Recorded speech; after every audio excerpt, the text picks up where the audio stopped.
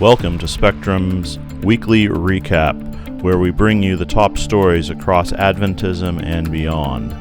I'm Alexander Carpenter, and I'm here to run through some of the top stories this week. The North American Division year-end meetings, running from last Thursday through Monday, were cut short because the leadership decided that they had quite a few productive meetings earlier in the session, and they wanted to make sure that the representatives of the 59 conferences and unions in the North American Division were home for election earlier this week. We have some thought-provoking articles about heroes and villains in leadership, and a new podcast with our friends down in Brazil looking at horror films and evangelicalism in the South American context.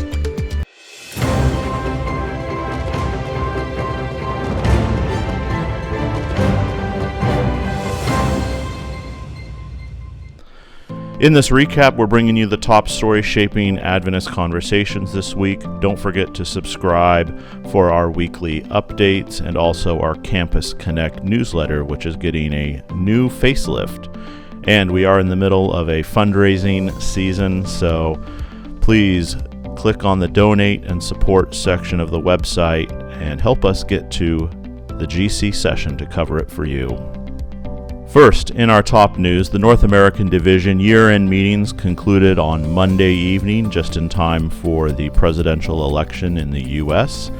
They covered a presidential appeal for Pentecost 2025, which is a division-wide evangelism effort that also includes some funding up to $3,000 for pretty much anyone who can get an idea passed by their local church. And it doesn't have to be traditional evangelism. From their material, they're looking for creative ideas for engaging community as well. The baptism reports were pretty standard with no major headlines, although there are continued concerns about various issues of audit and compliance. And there's also some concerns about how the structure of the church, including the financial flow of money from local church up and then back down, and also the regional conference and state conference system, as demographics continue to shift in the church, how will that affect the Seventh-day Adventist structure? Moving on to our featured columns piece, Courtney Ray wrote about who should lead, and she dissects an issue of heroes and villains, diving into the rhetoric surrounding leadership candidates. Spectrum encourages readers to consider what's behind the charisma and promises we often see. In our culture story, in Kingdom, Power, and Glory, biology professor at Pacific Union College reviews journalist Tim Alberta's new book, Exploring American Evangelicalism in the Age of Extremism. Alberta, who writes for The Atlantic and is the son of a pastor, dives deep into faith's intersections with American political power.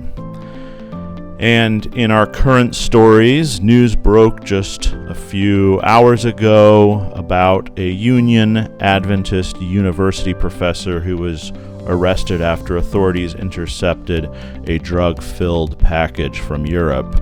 University President Yami Bazan issued a statement addressing the pain that this news is causing on campus and in the larger Union community. Our next current story is part of a project that our correspondents in Brazil, Andre and Felipe, connected to Zelota magazine, they released a new podcast exploring the intersections of horror films and evangelicalism and looking for the ways that the spiritual and the spectral collide. And finally, Southern Adventist University students and faculty are grappling with post-election questions. According to the Southern accent, in a recent report, they shared concerns about the uncertain future, reflecting the stress shared by many Americans. Thank you for turning into Spectrum's weekly recap. Again, subscribe to this YouTube channel to stay updated. Thank you very much for your support. See you next time.